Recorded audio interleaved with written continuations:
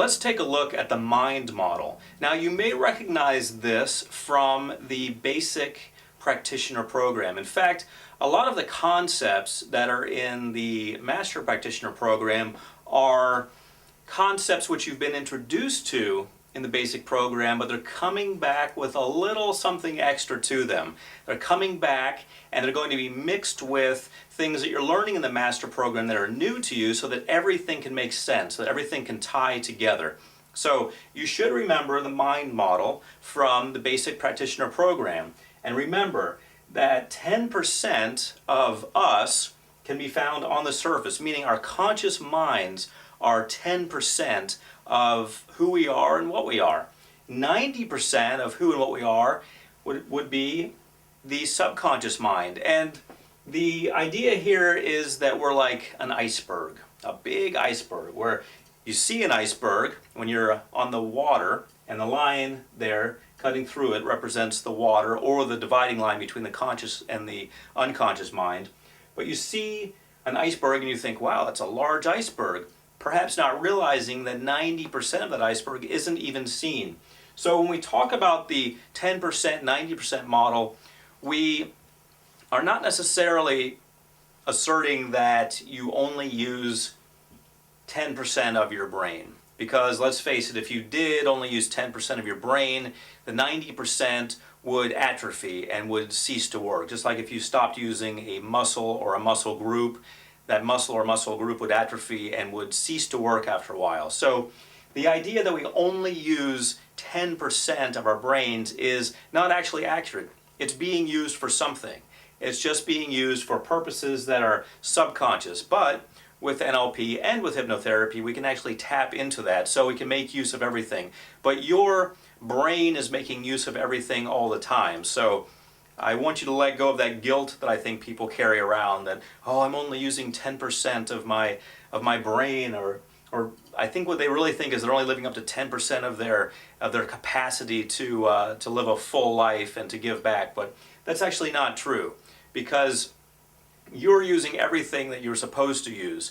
You're using everything that's available to you consciously. The rest is being used anyway. It's happening. It's just not a process that you need to be consciously aware of. So, having established that, let's move on and realize that when we're talking about the conscious mind, the part on the top, that's where our willpower is.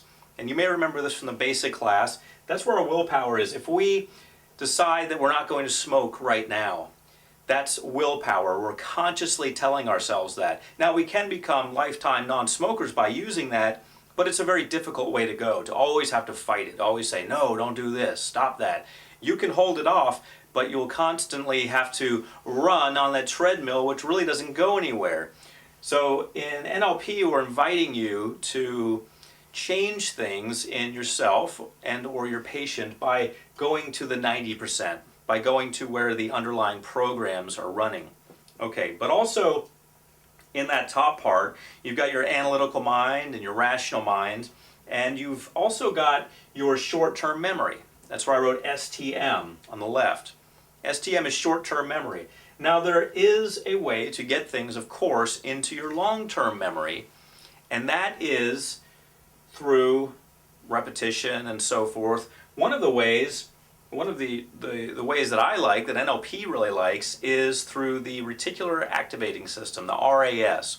And what this means is that when a short-term memory is being encoded as a long-term memory and is passing through the reticular activating system, the RAS, it needs to have an emotional charge. Have you ever noticed what psychologists call flashbulb moments? I can remember when I was, I believe, 10 years old, and my dad had a heart attack and the ambulance was called. I remember everything about that. I remember the conversation I had with my stepmother. I remember the conversation I had with the paramedics. I remember the conversation I had with my father right after that when he was in the hospital. We went and visited him. I remember a lot about that, but I don't remember anything about the day before. I don't remember anything about the day after. I don't even remember anything about the month before. I'm not really even sure what month that was. So it's not encoded temporally necessarily with a time signature, but it is encoded. It is back there. So the reason that move to my long-term memory is and allows me to have such clear memories of it, even consciously, is because it had an emotional charge. Now, through hypnosis and some NLP techniques, we can actually access that even if we don't have a conscious recollection at all times of it.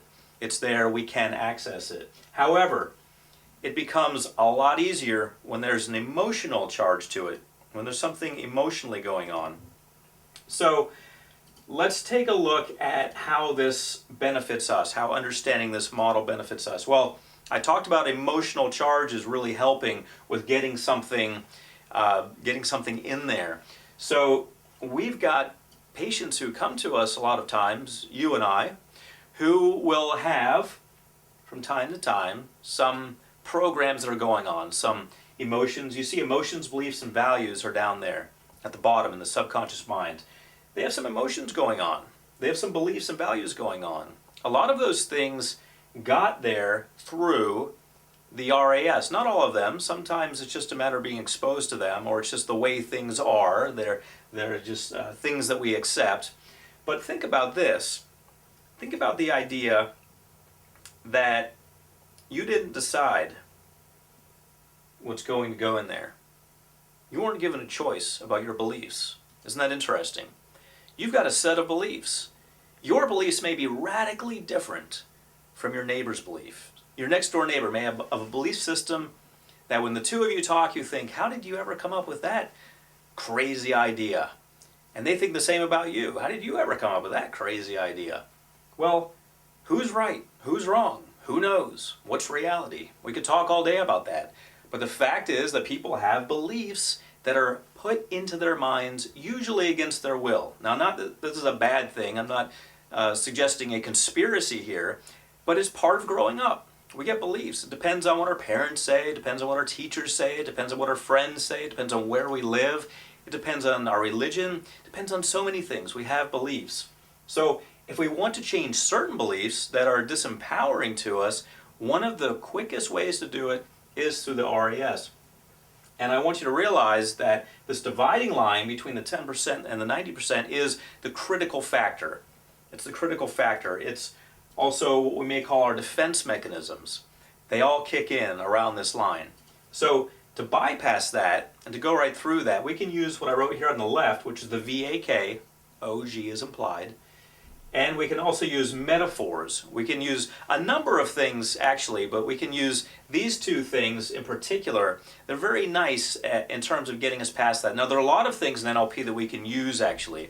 There are a lot of different techniques we can use, but those are just two that come to my mind off the cuff. Realize you can use a lot of different techniques, but I think the two that you'll probably get the most mileage from would be the VAK, getting into their primary representational system, and using metaphors, using a story that parallels the story that they are living, the story that is their life. You may remember that from previous material. Hopefully you do. If not, feel free to review.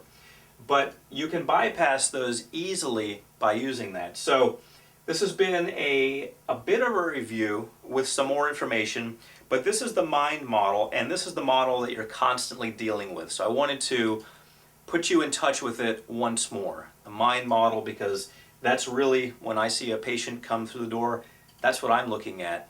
That's kind of the code that I'm seeing. Remember the Matrix, where they could train themselves to look at the code and see the person? Well, I've trained myself to look at the person and see the code. And this is the code that I see. I see a 10% and a 90%. I see a critical factor.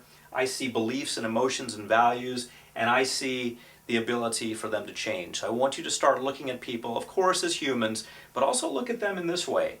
Because neuro-linguistic programming is, make no mistake, all about programming. You are programming someone. So start to get comfortable with the code.